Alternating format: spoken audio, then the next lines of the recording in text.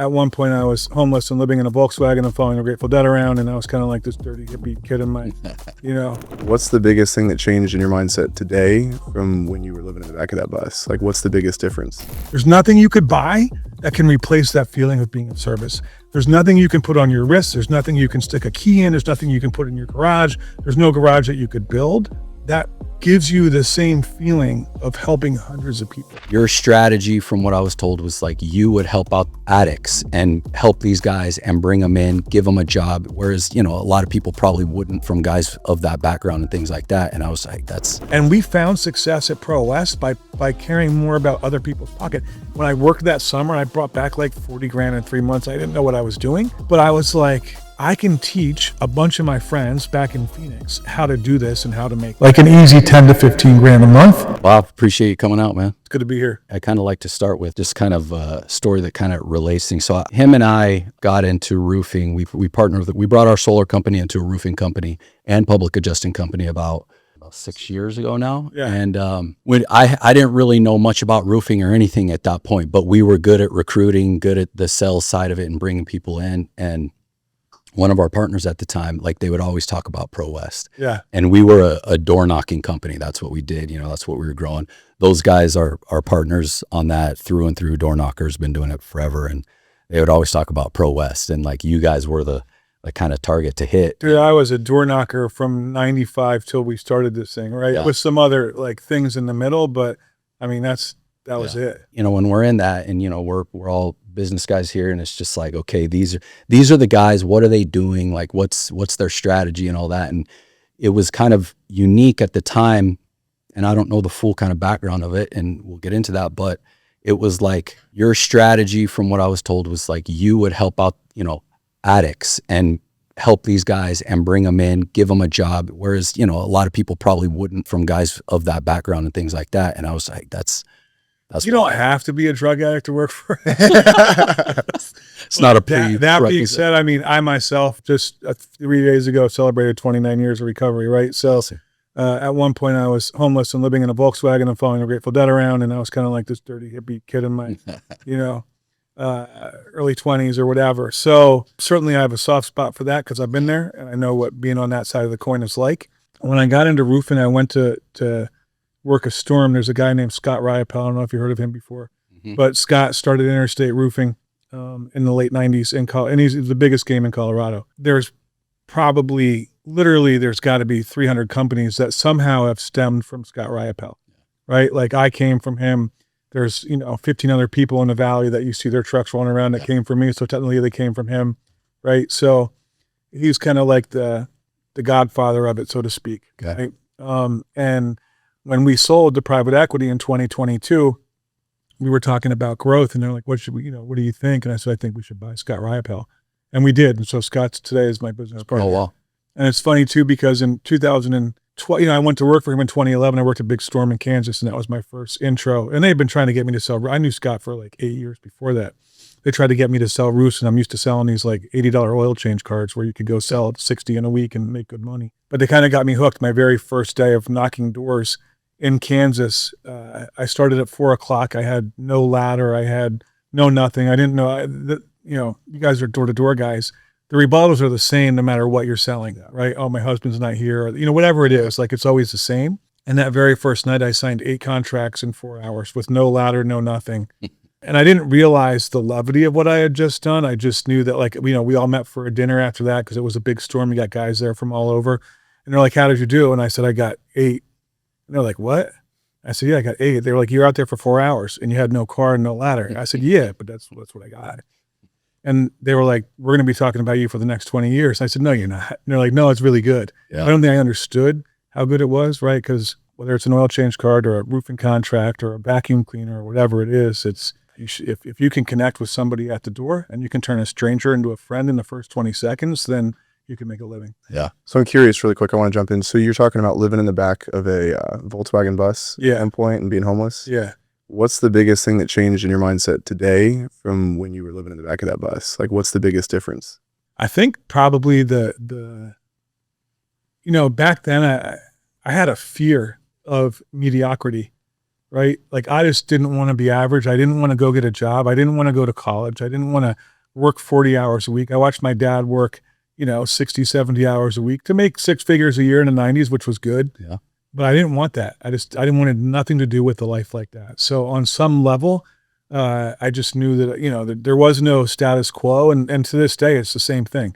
I've never had a real job. I've never had a guaranteed paycheck, not in my entire life. There was never like, hey, are you working hourly? Maybe when I was like 16 and I did some telemarketing here and there, or in my, late teens or whatever. But pretty much, in my adult life, since I knocked my very first store, there's never been a paycheck.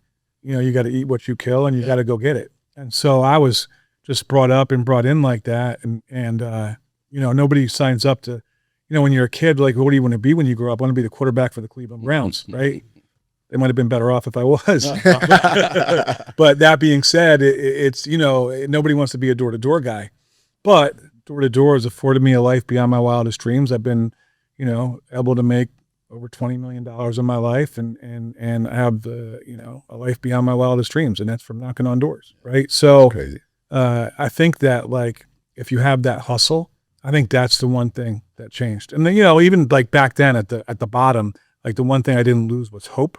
Yeah. Right. I think hope is important. And, so I think a lot of, there's some stuff that's still the same. I love that. And I've got I wouldn't say the same story. I've got a similar story to yours, just as far as like not having anywhere and having a mentor come into my life and teach me kind of the basics to business. But I guess what I was more curious about is there's got to be a huge switch from getting 8 claims in one day or eight roofs in one day in 4 hours to living in the back of a bus. Like there was something that clicked and something that changed. That was a progression. Okay. Right? That wasn't like, hey, just one day he's here, the next day he's here. Yeah. I mean, that, I was living in a Volkswagen bus in like 1994. I sold 8 deals in my first 4 hours in the roofing industry in 2011. Right. Right. So there's a lot of years and a lot of years of sobriety in between there. I've always been an entrepreneur, right? It was, I just tried so many things. Like we years ago, we launched a social network in like 2005 or 6 called Ustrive. Out of Ustrive we had this little cart that people could make and sell stuff online. And then that turned into Cartfly. And we were like the first people to give you the ability to sell stuff through MySpace. At the time, we were kind of neck and neck with Etsy, right? They turned into something and we ended up going bankrupt. Okay. But we built some cool technology and it was, it was a swing and a miss though. Yeah. It wasn't for a lack of trying. It was just the market crashed in 2008. Before that happened, people were paying big money for MySpace and YouTube.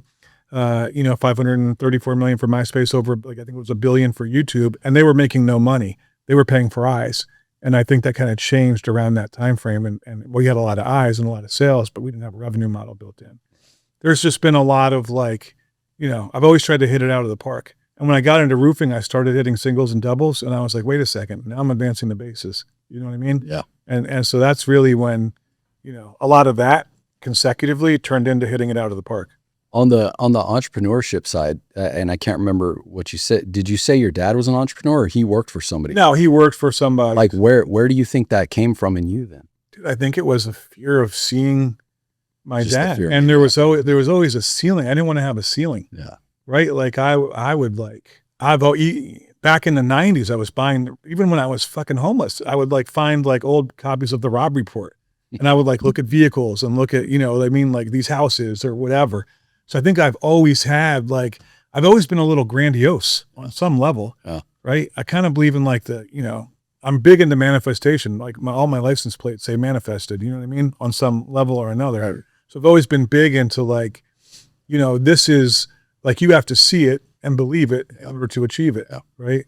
I think that stuff is humongous. I think that's one of the things that really sets me apart, right? Yeah. It's that ability to do that and live that. And when I know what I want, I know that it's coming. Yeah. Right? It's coming no matter what. So that's how I think. I love that. And I know you said that you obviously you don't have to be a recovering addict to work at ProWest, but what was it that kind of like gave you the heart to do that, to get involved on that level? Dude, I was, because I've seen your Instagram, it's all about giving back. And most guys that are in your position, like it's very flashy these days. It's still marketing, even after they've exited a company, that they want to show like how much they've done. But it's fucking stupid. It is really cool because he sent me your Instagram, and I've known who you were for a while now, but I've never looked at your Instagram. Yeah. And I was kind of shocked because I always knew about you. I've heard lifted trucks, nice watches, things like that. And then as soon as I saw what you portray in yourself, I'm like, that's not at all who I think you Dude, are. I have one small Instagram for family with all my kids. Like I got 4 kids, right? They're 10, 16, 17, and 23. So I have like one kind of hidden Instagram for that. Yeah. And then I have, the other one, Your which public. is what I want to show to the world. And I feel like, I sold my company and I went out and I bought a Lamborghini and I had it for maybe like 2 or 3 months. And I didn't want to drive it to the office, right? Because that's a bad look. Hey, I'm in a Lamborghini. You just, you know what I mean? Like that's fucking dumb. And I was like, this isn't for me. That's a mistake, right? So I sold that. And then, I had all the toys, right? Like and I'm not saying there's anything wrong with having that stuff, but I was just thinking when I launched the channel, which was just in December, like 5-6 months ago, I really wanted it to be about flexing generosity, not your vehicles, your watches. I got a little famous on TikTok a couple years ago. There was a guy named Timepiece Gentleman. Yeah. He robbed me for like $225,000 worth of watches. And I sunk his ship and he's now sitting in prison. So I kind of feel good about that. The Patek was covered, right? So insurance covered $135,000 of my $225,000 loss. That was an interesting story. And I threw that up online just to sink his ship. And I put up a video and I woke up and there was like 1 million views. I was like, holy shit. Holy cow. And then people started, it was kind of crazy. Like people started reaching out and they're like, yo, he did the same thing to me. And I'm talking to the FBI now. And I'm just, I'm sending these people over here. And I'm like, I can't wait to watch his ship burn down. And the guy kind of came unhinged publicly and, ended up in prison. It's crazy that you're part of that. Yeah, I was the part of it. It's those videos of him admitting everything to me and then me throwing it on TikTok. You know what I mean? Yeah. So you've had some highs and lows between business, between personal. You had a couple different ventures. It sounds like everybody before they finally actually hit a successful business. What was it that made you finally realize that you were onto something real, that like ProWest could be something real? Dude, I've always kind of been like this Delusional, kind optimistic. but like a diva sales guy too. Like you don't like the guys like me. I don't do the paperwork. I just, you know what I mean? Yeah. Like you could give me like 10. I mean, that sounds like me. Yeah. It is. Yeah. You give me 10 contracts. There's time like I lost contracts in my car and I gotta go back to the homeowner because I remember, you know what I mean? It's You lose like, checks in the car I'm between a fucking the, mess when it comes to that kind of stuff. I had a business partner, one of my best friends named Matt Onifredi. He really put me in business and then dove in with me, right? And then we brought on another friend, Colin, probably about 1.5 years after we started. And so the three of us complemented each other very well. I was like kind of the sales guy. I can sell the customers. I can sell the dream to the guys that are wanting to change their life. I could, you know what I mean? Yep. Like I can make roofing sexy, I guess, in a way, right? And then, I had a knack for teaching people the business and how to go sell and then replicating myself, right? I think if you want to scale in business and if you want to be successful, then you need to take what you're doing and be able to teach that well and then teach them also how to teach that. Well, you've clearly been able to teach a lot of people and replicate yourself over and over and over again. I believe, how many $1 million roofers have you created from your brand? Dude, how many guys? How many companies? There's a lot. Okay. I mean, I can think of probably at least a dozen. And when you first sat down, you were saying the biggest thing that you believe about your business is culture, and any business. And I agree with you. It's culture. What is it about your culture that you think like created that launch pad for other roofers in different companies? Dude, we're a team. We're a force, right? So I could tell you that when I left, when we sold, there's some rock star guys there. Right? Greg Grosvenor is one of my favorite guys at ProWest. He's been with us for 6 years. Adam Tronnier, who you see a lot of online. Drew Nyers, who you see a lot of online. Tom Trickle, Jimmy Roush. Like a lot of these guys have been with us for a very long period of time. And there was a time when I left and when I came back where it was very segmented. It was very kind of high school. It's just like Jimmy's team, Greg's team, this team, that team. And so we were like, yo, fuck that. Like we need to like bring everybody together if this is going to, in order to sustain the size and of who we've become. And so instead of Greg doing meetings and Tom doing meetings, like we brought it all together and we just made it one gigantic team. So all these guys who kind of run their teams, they do that, but it's, collectively we're kind of one force, if that makes sense. And we also we ensure success, right? Like our best guy last year as a sales guy, not an owner, made over $1 million.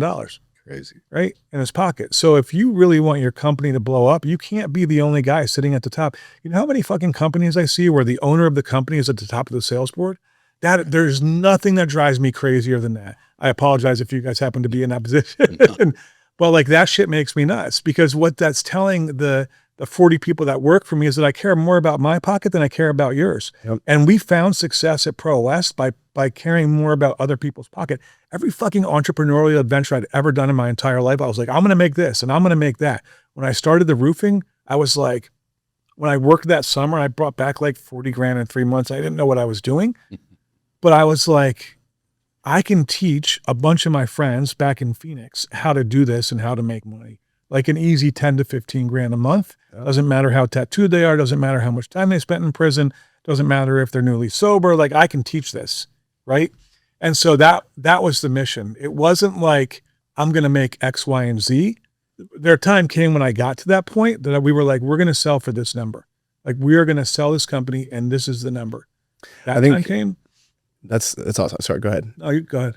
I think it's just cool as I'm listening, because when I first met this guy, I was in a very similar position where I got into sales because I really needed it for myself. Like I had a huge chip on my shoulder, but I was very broken. Also dealing with sobriety issues, also dealing with legal issues and things like that. And so I was coming from a very broken place. Yeah. And I think by my second year, I realized the one thing that really mattered to me more than anything was what you just said, going and finding other people that came from that same walk of life, that had that same broken pattern, and saying like, what can I do to put my arms around you? Because if I can make you successful, I can go find 2, 3, 4 other people like you, and then you can go and do the same thing. Like before you know it, we're actually making a real change in the community. We're actually making a real impact in people's lives. And that's the most fun that you're ever going to have in business. But I was curious for you. I mean, it gets to a point where you start to get used and you start to have guys that are coming in because they know that you have a big heart. So how do you kind of protect yourself in your business from that? Because that's a lesson that I had to learn and still am learning to this day. You can't take anything from me. There's nothing to protect. They're not going to get into my bank account. Right. I know right now as we speak that I'm training my competition on some level. Right. There's guys that work for us for like, dude, I can't stand the owners that make people feel shitty for going out and starting their own thing, because I got what you owed me while you were here. You just worked for me for 6 years and worked your fucking ass off. Like I got what you owed to me for those 6 years. You don't owe me anything else. Somebody taught me, I went out and started, and you just keep paying it forward. Right. So everything has a life cycle. I think that the guys that can really like plug everybody in and make sure everybody's a success. Like we had 6 guys last year make over $600,000. One of one guy that's in the top probably 10 of the entire company, and we have hundreds of guys around the country right now. We're in over 20 states. We did 20 years in prison. Think about that. And now he's like leading, he's one of the leaders on the board. Do you think if you didn't go through the adversity that you went through when you were younger, like, do you think that you would still be successful today? Yeah. Yeah. Yeah. You don't think that adversity kind of molded you a little bit? The adversity definitely molded me, and it gave me some characteristics I may not have had that have been very useful for the success of my business.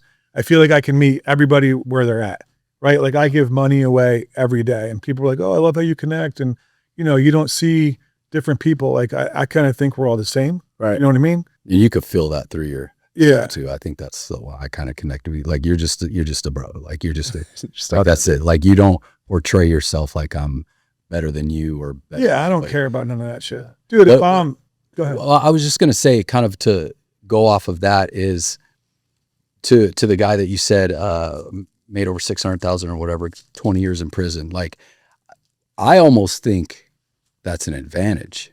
That prison Kind of making up for lost time. Yeah, No, we got some For shit sure. right now going on that nobody in the country is doing what we're doing at One Solutions in ProWest. Right now, we built a app on the tablets. All the prisons have tablets now where the guys are on their own, they have their own tablets. We are in hundreds of prisons as we speak. Last month I was on a Zoom call. There was 30 prisoners, me, Adam, Drew, a couple other guys, John Jackson, a few other dudes. And we're literally watching the prisoners give us their sales pitch. And when they come out, they're coming to work for us. So we are training them up, teaching them about roofing systems, that whole thing. And when they walk out, they're walking into a job. that's crazy. Come on. Yeah, like again, there's some guys out there who've done some horrible things, but it's like the system is set up in such a crappy way. Well, we're It's not like, taking like so No, people and I get we're it. taking drug addicts and Right. alcoholics. You know what I Well, mean? but what I'm saying is like, even for those guys, like, yeah, like the system's set up. So it's like you get out of prison and yeah, what are you supposed to do? Like you're screwed. Like, so to have an opportunity like that, It's cool that you partner with those guys, because typically people with substance issues, it's because they're looking for something more. They were never able to Right. connect, and so they're overcompensating in a different direction. That was kind of the brainchild of Adam Tronier, who's a guy that, he was at another company. I brought him on board and he was like, this is what I want to do. Cause he did a bunch he did like 13 years, right? 2 separate stretches of like 6 or 6.5 each. So 12 or 13 years. And when he got out, all the guys, he was like on the fire crew and stuff. And all the guys were kind of like watching his lead, and he's talking to all the guys he was just in there with, and then be like, yo, you got into this roofing. So kind of one by one, they came on board. He had the idea for, wanted to get into prisons. And we talked to the private equity guys, and they're pretty cool. They didn't give us any, they're like, what do you need? And we're like, it's $100,000 to build this app to go do this.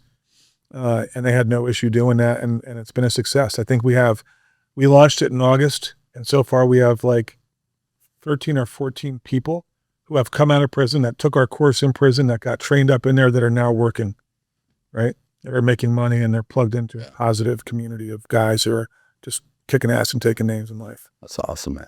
I'm honestly kind of, I don't necessarily mean to switch gears, but it's like, even like with the private, cause private equity is normal, they got to protect themselves, protect all these things. And the fact that they're like cool with all that and how that works and your strategy, like that's gotta be, it must be a pretty cool. It's an interesting mix. Yeah. They're Some are with a it. bunch of Mormon guys Really? from Utah that bought us. And then if you knew Scott Riopel, and you put him in the room with these guys, and it is what it is, right? It's just different backgrounds. Yeah, For sure. But it's fun. They're awesome. I have only positive things to say about them most of the time. right. And yeah, I think they knew what they were getting into. Yeah. So, but with us, it was, there was big growth. We went from like 6 million to 11 million to 19 million to 32 million to 51 million, right? So you see that type of growth every year after year, it's telling them that, hey, these guys got something. Yeah.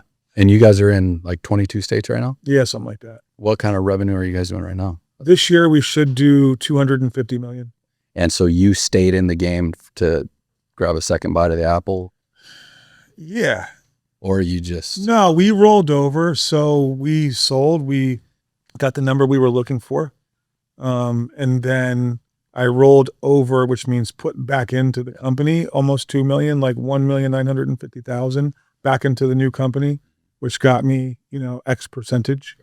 And it's been a little bit diluted because we bought 2 companies since then. We bought Interstate Roofing and we bought Danny Boy Builders. But it's enough to keep me interested for sure. I'm excited, and we're doing great things. but like most private equity, like I assume they have a target to hit and then sell it again, or these guys are going to hold on? No, I think that they'll definitely sell again. But what I care about is the continuity of the culture, which they've given us all the freedom in the world to have that. So Yeah. I don't really care who's signing the check, so long as we can operate in the way that makes us great.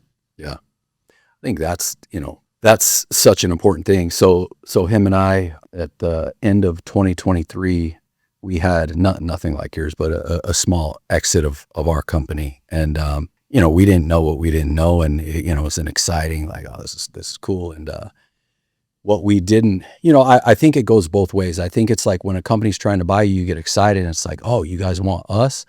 But I think now, at least I know, like, it's like you're interviewing them too. Like, You definitely are you a good fit for us? Or do we match culturally, like how we operate? And we were, we agree with you on the culture side. I mean, so important. And we had a kind of, we were like kind of the alpha male type of like rah younger dudes out there smashing doors. And these got, well, literally. Sounds familiar. I won't say- Sounds familiar, by the way. Mormons from Utah. Yeah, I won't say the name, make it obvious, but the name basically should have told us all we needed to know. right. And it's just, we went there and, we built our company to 25 million, and within a year it was Dunskies. Yeah. So, I think that's such a big part of it is, finding somebody that matches the culture, because, they just didn't know how to operate it. And our culture just went straight down, and we had no control anymore. So Right. yeah, that's an important thing. So yeah, I mean, that's awesome that You got to those be guys- humble enough to know what you don't know, Yeah. right? Like they came to me and said, "Hey, do you want to come back on?" And obviously, we've taken you know what I mean? Yeah. A hit. So I think that like if there's something, if you're skipping a piece of the recipe that's in the cake, Yeah. the cake's not going to taste the same. Did you have any fear when you were getting ready to go private equity? No, You didn't? It was pretty dude, you know, because books being clean is probably the biggest thing that's going to keep somebody from. they saw plenty of like watch purchases, Rolex purchases. Like, what's this Kirk Freeport in the Cayman Islands? And you know, I mean, it is what it is. They see that stuff all the time. So there was no fear there. Okay. Interesting. And I didn't really have a fear on what happened because, you know, my take, I guess, my total amount was 14.6, and I was getting 12.6 of that in a wire and putting, you know, almost 2 back in. So I figured if no matter what, and I already was a millionaire. Yeah. So I figured no matter what happens, like I'm good. You know Yeah. what I mean? I wasn't attached to anything could have happened. Right. If you just don't make stupid decisions, and I definitely made some, let's be clear. Yeah. But if you don't make stupid decisions and you're smart, then that's going to last you forever. Yeah. Yeah. And I think that's definitely a big thing we learned because we didn't take anything off the table. We just went all into the new company. So Right. when it kind of went kaput, it's like, oh shit, we just lost basically everything. Yeah. And, which again, great learning lessons within that. You know, I think I've grown so much in the couple of years since then. And I think it's just going to be 10X, you know, the next time around. And Yeah. so I can appreciate it now, not so much when it happened, but no, it's great that you found a good group that allows you guys to operate how you want to operate, how you built the company in the Yeah. first place. So what's your dream with it though? Because you're already at 250 million. Like how much bigger do you want to take it, or what's next for you at this point? I guess, I mean, probably like the easiest thing to look at would be what's next. Okay. I'm in the process of buying a construction company, home services. You know, I can't do roofing because I'm under a non-compete. So if I do roofs, I'll put all that through One Solutions and ProWest. And I'll stay on board with those guys because there's nothing I want more than for that to cross the finish line again. Yeah. Right.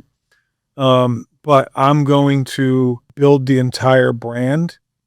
Like 9-Figure Roofer will be a brand, 9-Figure Home Services will be the company. And I'm going to build a brand that's based on altruism.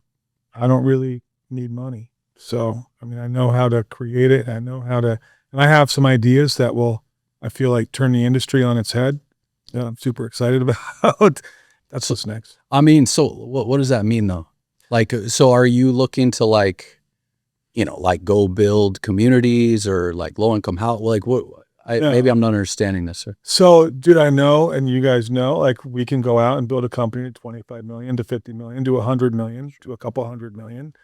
I know what I'm capable of, and I'm a guy that doesn't need money. And so as I've created this platform of giving, right? Like I've given away, I've made probably 450 videos since December 5th, which was the very first day I launched the channel.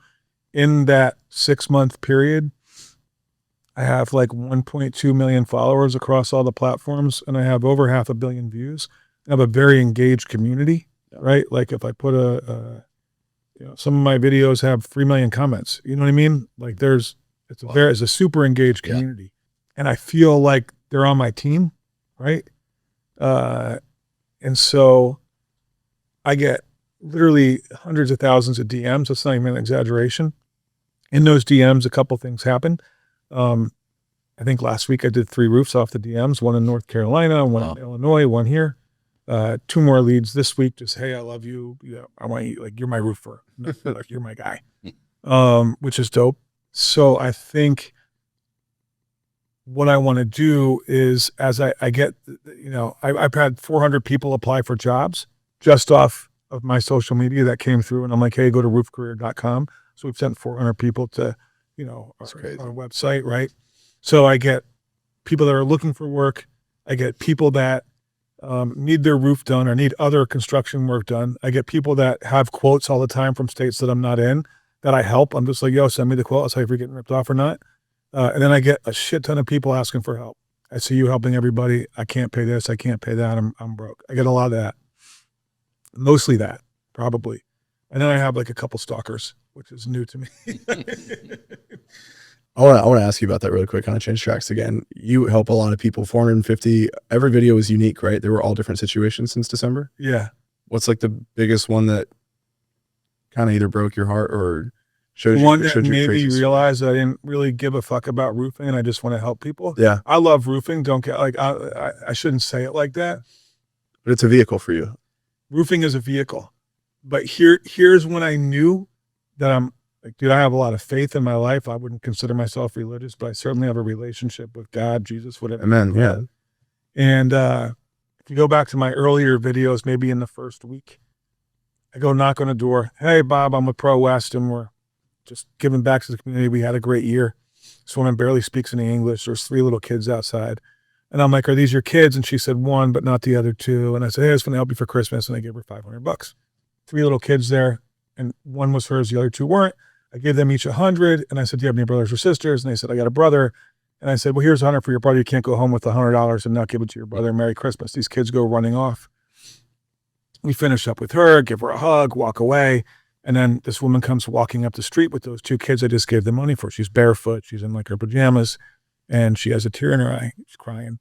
She says, did you mean to give this to my kids? And I said, yeah, 100%.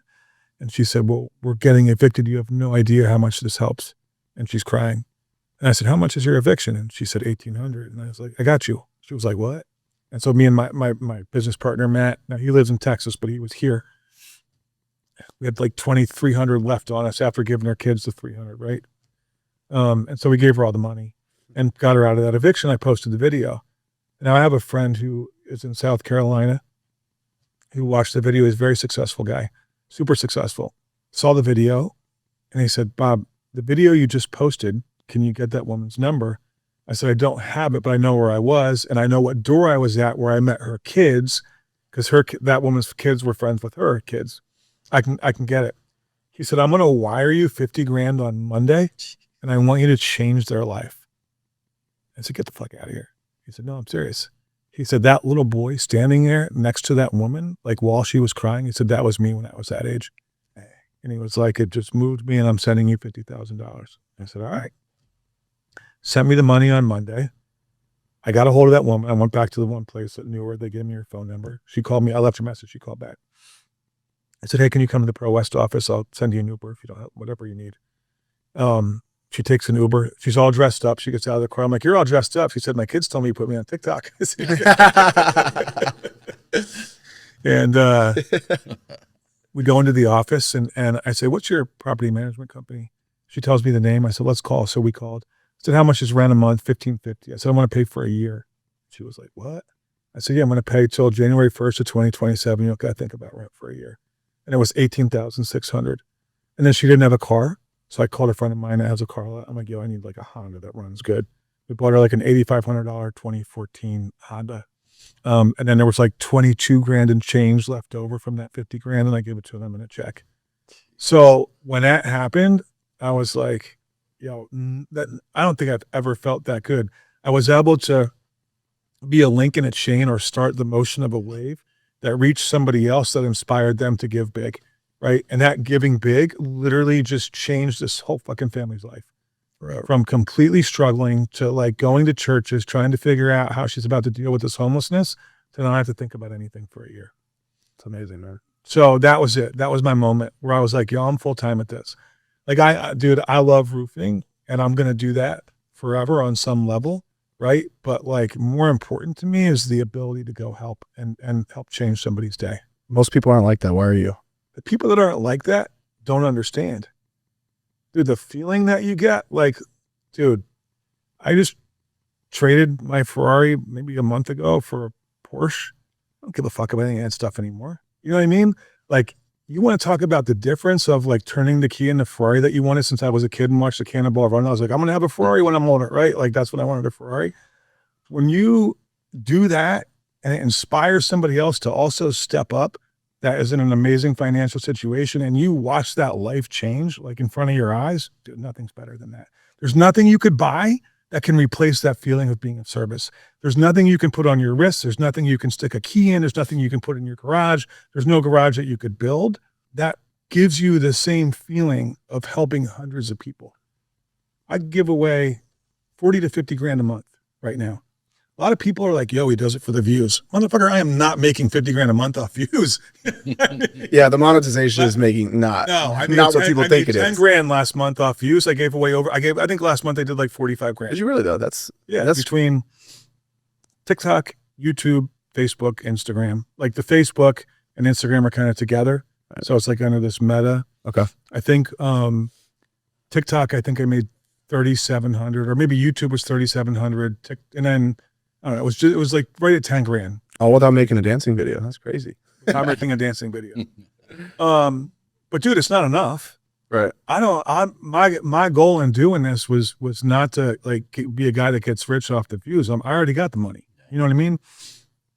I'd like to get to a point where it's self-supporting, right? Because like the shit that I invest in is down right now. I'm a crypto guy, you know what I mean? So I'm like big into certain things that are way down over the last 6 months. Right. And then I'm pulling from this to go, I'm like, okay, I mean, God's got me. My life is abundant, right? But it's not really smart to go take a loss over here to be able to, you know what I mean? But I'm just going to keep doing it anyway. So the goal would be to continue to grow that. I'm starting to have people reach out for sponsorship. Timu just reached out. I'm going to do some stuff with them. I get casinos reach out all the time, but dude, I'm not going to ruin a good video that's like emotional and moving and inspiring somebody to drop a casino out of the middle. Stupid. Seems a little bit. Yeah, I don't care about the Seems a money little like bit. that. I'd rather just keep giving it away. I had the news show up at my house in December, and she's like, "What's the goal?" And I said, "Oh, give away I feel like I can give away 400 grand over the next year and not be, you know, not hurt my family in any way, shape, or form." And so that's what I'm doing. I know that I'm inspiring others. I get letters from all over the world.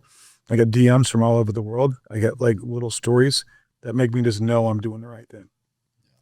Do people ever ask you like how do they get involved if they want to be a part of the change that you're making? Like, yeah, what some would you people tell send them? random Venmos and Okay. dude, even the first, like when the shit really started popping, in the beginning, I was kind of pushing ProWest. I always had ProWest shit on, and I stopped doing that just because I got my own brand inside of ProWest.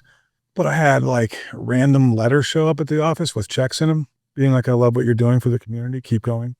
That's happened on several occasions. I've had people show up at the office just to give me money, like to drop money off. Jeez. So it's been a movement. It's been awesome. That's amazing, man. Yeah. That's really No one's going to remember a roofing company named ProWest in 50 years, right? But the woman who we paid to get out of that eviction and put 50 grand in it, trying to be for the like rest of your life. dude, and I'm willing to bet you that instills the same type of kindness and generosity in her that she had bestowed upon her. Do you know what I mean? Mm-hmm. Yeah. So at my bottom, I had people helping me out, and I just feel like it's my job to pay back. I owe it to Alcoholics Anonymous and the people that carried me to give that away. That video, I didn't hear that video where you helped that lady. Which video was that? It's in there. And I know, but which video in terms of when you started? Was that your first or No, the very first, kind of how it started was I went to Vegas like for F1, and it was me and my girlfriend, and I was meeting my friend Tyler there. He goes by Vukum on social media. He flips Yeah. watches on 47th Street. watches? Yeah. So he's like, "Dude, meet me in Vegas, blah, blah, blah." I was like, "All right." So we go there. He's like, "You ever play Baccarat?" I said, "No." He taught me how to play Baccarat, and I had $1,000 on me. That's how this started. And in 45 minutes, like I turned it into $10,000. I was like, "Tyler, I'm done. I'm just going to take the 10 grand. Right. And then, whatever, we ended up, my girlfriend and I left. And years ago, I had the idea, like when you get sober, you make amends, right? You like make a list of everybody you fucked over or harmed, and you just go clean up your side of the street. And there was all these amends that I figured I could never make, right? I mean, and I grew up in Pennsylvania. I grew up on a skateboard. We would cruise the neighborhood, look for open garages, run in, steal alcohol, because everybody in PA keeps their alcohol in the garage, right? And we would steal, you know, and I guess it keeps it cold, right? yeah, it's in the summertime. But they'd have refrigerators in there, so we would like go and take shit. And, you know, we were kind of hellions. And I figured like there's all these people that I could never make amends to. So I got to make it to the universe on some level. So years ago, I had the idea that I'm going to go stand on the side of the street with a ProWest sign and says, you know, honk if you need help. And I'm going to hand out what I think that would be today, right? In my mind, it was 10 grand. I mean, I was 15. It was like $6 cases of beer back in the day. So that's how it started. I won that money. I grabbed a couple guys from the office, Drew and Adam. My girlfriend was there at the time, and then and somebody else. And we handed out like 10 grand. But the very first day was a sign that said reverse spare change, honk if you need holiday help.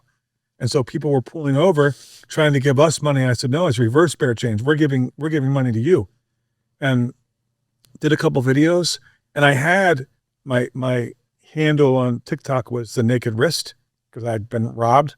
So I just dropped it on there, and I changed it to 9-figure roofer because I like in the way that my manifestational brain works, like that's what's next. Like I already, if you go look at my Instagram, the other names that I have are 10-figure roofer and 11-figure roofer. So I'm really like, that's how I'm programmed to think, which is kind of fucked up, but it works. And so we made those signs and handed money out. And then my business partner, Matt, was coming in town. He said, dude, I saw your videos. I love them. I said, grab 10 grand. I'll grab 10 more. We'll give away 20 grand in the week that you're here. He's like, I'm in. So we did that. There was that lady. And then I went to Walmart and I did this, guys walking out, and I was like, receipt, like I worked there, and he gave it to me, and it was like $300, and I gave him the money, and that video got like 10 million views. And I was like, dude, there's something here. And I'm having so much fucking fun. It's ridiculous. Like there's nothing I'd rather do than go give money out. You know what I mean? Yeah. The video started going crazy, and then that was it. I'm curious how it, like, you know, and I only know a couple that I've seen, but, you know, Drew, for instance, you know, like his life has been changed by what you've done. And like, I'm just curious, like, I imagine that he's probably doing the same thing on some level, maybe not on social media. I think all the guys, it's in the company, right? Like Adam Tronier has bought cars for tons of dudes that got out of prison and came to work, taught those guys. We've got guys buying cars for guys, buying cars for guys, buying cars for guys that are probably 5 or 6 levels deep. And we build down. Yeah. Right. So when Adam has a guy, Drew comes in under Adam. Adam makes sure Drew was set up, gets him a bunch of deals to begin with. Maybe he gets him a cheap little vehicle to get going, ensures his success. And then once Drew was successful, he does that for the next guy. Then that guy does it for the next guy. So now there's, you know, guys. That's what I loved about Adam, because Adam was doing shit exactly how we did it. But yeah, he was at another company, but we kind of had the same vision. We aligned a lot, right? Adam's probably one of my favorite people in the roofing game because we think exactly the same. And he's a big culture guy as well. And Drew is the same. Yeah. Right. Like, I think that we see a real power in the collective. Someone said, what's better than getting rich? They asked me that one time, and I said, getting rich with your best friends. Yeah. Right. So you can all go have the same life and do the same things. And so you get to kind of do that at ProWest, right? A lot of guys are just making a ton of money. Yeah. And I mean, I'm obviously not your goal, but I mean, through that too, just thinking about it, it's like, you know, in sales, there's, especially door to door, I mean, there's usually a lot of turnover. I mean, so it's like, you know, I'm sure you have, I know we have before, like thinking about like, how do we lock these guys in more to, you know, stay with us and build this culture and become a family. And it's like, got to be set the pace. Yeah. But it's like, obviously not your goal, but doing that, like having that purpose behind what you guys are doing. Like, I mean, these guys are locked in for life with you. I mean, they're just, you know, they're legit. There's guys you think that are not, right? But it's just fine. That's just all part of it. I think what's really unique hearing your story and cool hearing your story is a lot of people, like, they want to build a business so that eventually they can give back. And I think that God's got a funny way of blessing people, whether, I know your spirituality might be, I don't know where it's at, but you had mentioned that. And I think it's really cool to see when people actually, they prioritize other people first, how their business is blessed in return. And it's not this, once I get here, then I can do that. No, you start today. It's I need to start today. And eventually that's going to get me to a point that's almost supernatural. And you see stuff happen with businesses that, you know, people try to put all the pieces together and try to make this perfect thing. And it's not supernatural. Like that's human driven. And I think is that something that you would agree with, that that's a higher power, or would you say that's manifestation? Because I always think it's interesting when someone talks a lot about manifestation, but also their relationship with God. And I was curious, like, how do those two things correlate with you? Let me rewind. Go ahead. Because we just touched a couple different. Yeah. But I think the most important thing is, like, dude, when I got sober, I had a hard time speaking in full sentences. I was like a real alcoholic drug addict, right? Right. And I had a dude that lived in Santa Cruz, California. I went out there and he put me up. I slept under his staircase for probably my first 3 or 4 months of recovery. Like, that dude just took care of me, gave me a job, right? Gave me like just helped me rebuild my life. And so when I had no money, but I had a place to live, I literally have taken homeless people and let them crash on the floor and had people kick heroin on my fucking floor on multiple occasions. Like, literally, I've had so many people kicked dope at my house. So when I had no money, but I had enough in the fridge and a blanket and a couch and a couple, a little bit of food in the fridge. Like, you got people like detoxing at your house all the time. So that's where I started. That's when my giving journey started, because somebody had done it for me. When I started like making money, then you could give some money, right? And then when I started a company and you could provide employment, like then you're giving employment, right? You always Like, gave what you had. yeah, I always gave what I had. And so it started there. You don't have to be a multimillionaire to go give away, not everybody's going to give away hundreds of thousands of dollars like I am, but you don't need to do that to have a huge, profound effect. Yeah. I took a guy one time, there was like Greyhound used to go down by the Newman Center in Tempe, and there was an AA meeting there. And this guy's, I could tell he was kind of strung out. And he's like, dude, you know what time it is? I said, yeah, it's time for me to buy you some lunch. I bought him a sandwich, brought him to the meeting. After the meeting, he's like, dude, I really got to get sober. I said, you can crash on my floor. I got nothing for you to steal. Right? It was like, we barely had furniture back. And this dude literally came and stayed at the house for like 6 months. And he'd always talk about how his rich ex-girlfriend was going to show up someday and just come pick him up. And I'm like, this dude is ridiculous. We'll just go with it. And after about 6 months of living with us and 6 months of sobriety, his name was Nick. I don't remember his last name, but this was probably in like 1999. This girl pulls up in a brand new Volvo and there's a honk outside. I'm like, who's here? He's like, she's here. I was like, who? He's like, the girl. I said, shut up, dude. And it was the real thing. He like took all his stuff, gave me a hug and drove off. And that's the last I said. No way. He moved to Portland, Oregon. Nick, if you're listening to this, I'd love to hear from you. That is so But funny. that's a dude that was strung out and couldn't get sober, right? So there's always something to give. There's no excuse to not be doing that. It was like, dude, I have 4 kids. I probably would have tried to stall out on making a baby, saying we're not ready, had I not just started making babies. You know what I'm saying? Like, you're never ready. Like, when are you ready to be an entrepreneur? Like, when are you, you just fucking do it. There is no, I'm ready for nothing. So the next part of that though was the manifestation and the whole God piece. I mean, dude, I think a lot of people when they get sober feel like they don't deserve good shit. I had to get to a point where I believed I deserved it. And I got to that point. To me, those things are very closely related. My relationship with God and then, manifestation. I just believe, I mean, dude, I have some crazy manifestation stories and I'll give you the biggest one. I live in a neighborhood in Gilbert and it's like a water ski neighborhood. And I used to always drive by the outside and you see this ski ramp and you can see people jumping off this ramp when you drove by. And there's only 18 houses in there. And when I would drive by in like the early 2000s, I lived pretty close to there. And I'd be like, I'm going to live in that neighborhood someday. And, we ended up selling the company and we had a bunch of offers, right? Like you guys talked about earlier about picking the partner and make sure it's the right, dude, we had some offers that we turned down, right? That I'm like, I can't believe we just turned down that money, but we had a number in our head that we just felt like we knew was coming. So it made it okay to turn down. And I think the first one was 27 and then it was 36. And we're like, no, we're getting over 50. It's just what's happening. We're going to keep, that's what we're doing. That happened. And so in this particular neighborhood, I called a realtor friend and I said, hey, for this neighborhood, I want alerts. Like because houses never come for sale in there. I said, so when one does, I'm going to get an alert. It was in January. In May, I came home on a Sunday night and I go to Zillow and I pull up that neighborhood and I'm looking at the houses there and I see one with these pictures. And I'm like envisioning myself like being on that lake with my kids, making s'mores crunch with my kids over the fire pit, pulling my kids in a tube that they're showing, like watching the sunset in the house. Right? Like I just literally sat there for 90 minutes picturing what it would be like. And I said to myself, I'm going to have this house. And I swear to God, the next day my phone rings, 8:00 in the morning.